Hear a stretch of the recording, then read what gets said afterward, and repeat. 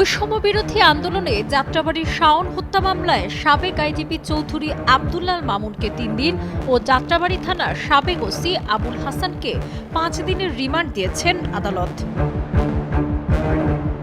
বুধবার ঢাকার সিএমএম আদালতে তাদের হাজির করা হয়। এছাড়া ভাটারা থানার রোহান হত্যা মামলায় সাবেক এমপি আব্দুল্লাহ আল জ্যাকবকে ৩ দিন ও রমনা থানার লিজা আক্তার হত্যা মামলায় সাবেক এমপি নবী নেওয়াজকে ৫ দিনের রিমান্ড দিয়েছেন আদালত।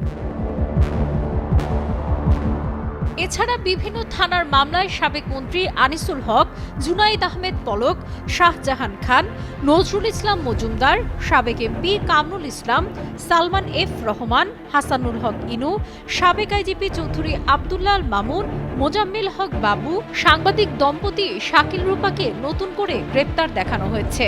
ফ্যাসিস্ট হাসিনার সহযোগীদের মধ্যে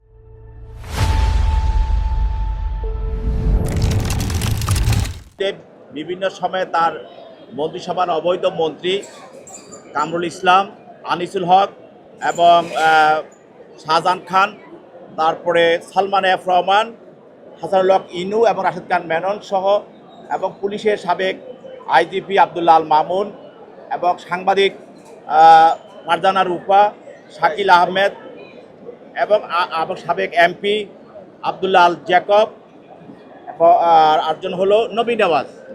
মোট এই 15 জনকে বিজ্ঞ আদালতে তদন্তকারী কর্মকর্তা উপস্থাপন করে তাদের অনেকেরই সৌনের গ্রেপ্তার বিভিন্ন মামলায় গ্রেপ্তার দেখার জন্য প্রার্থনা করেন। তার মধ্যে 3টি মামলায় রিমান্ডের প্রার্থনা করেন। বাকি মামলাগুলোতে আসামিদেরকে গ্রেপ্তার দেখানো হয় যেহেতু তারা এই মামলাগুলোর আজানামী আসামি।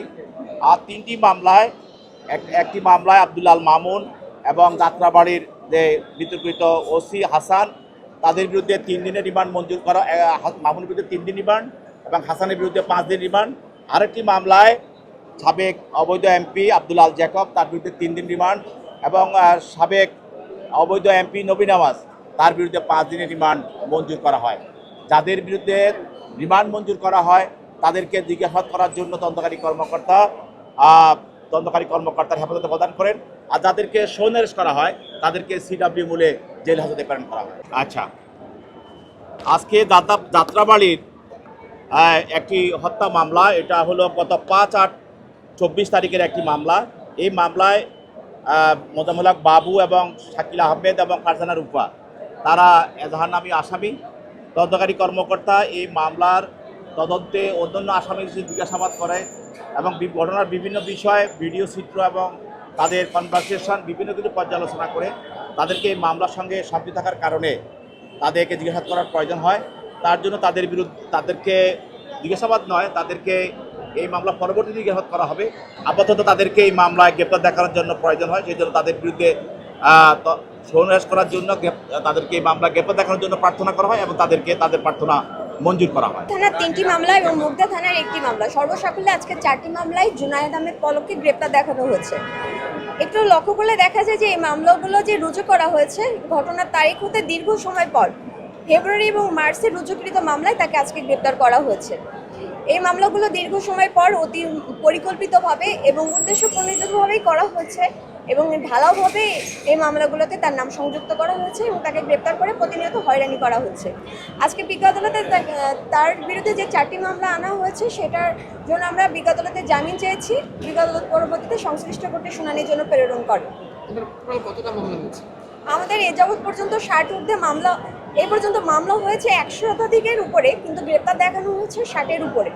এবং প্রত্যেকটি মামলা, এই যে মামলাগুলো হয়েছে কোনোটাতেই তার বিরুদ্ধে কোনো সুনির্দিষ্ট অভিযোগ নেই, শুধুমাত্র ঢালাওভাবে তাকে এই মামলাগুলোতে দেখানো হয়েছে তার বিরুদ্ধে কোনো ধরনের তথ্য উপাত্ত কিংবা আলামত কোনো কিছুই নেই। জুনাইদ আহমেদ পলক তিনি গণপ্রজাতন্ত্রী বাংলাদেশ সরকারের ডাক, টেলিযোগাযোগ ও তথ্য মন্ত্রণালয়ে একজন প্রতিমন্ত্রী হিসেবে দায়িত্ব পালন করেছেন। সেক্ষেত্রে এই সকল অভিযোগের কোনো জয়েন্ট লাইবিলিটিসও তার উপরে বর্তায়, শুধুমাত্র রাজনৈতিক প্রতিহিংসার শিকারটি। শেখ ফরিদের পাঠানো তথ্যচিত্রে ডেস্ক রিপোর্ট, সাবরিনা কাজী, কালের কণ্ঠ।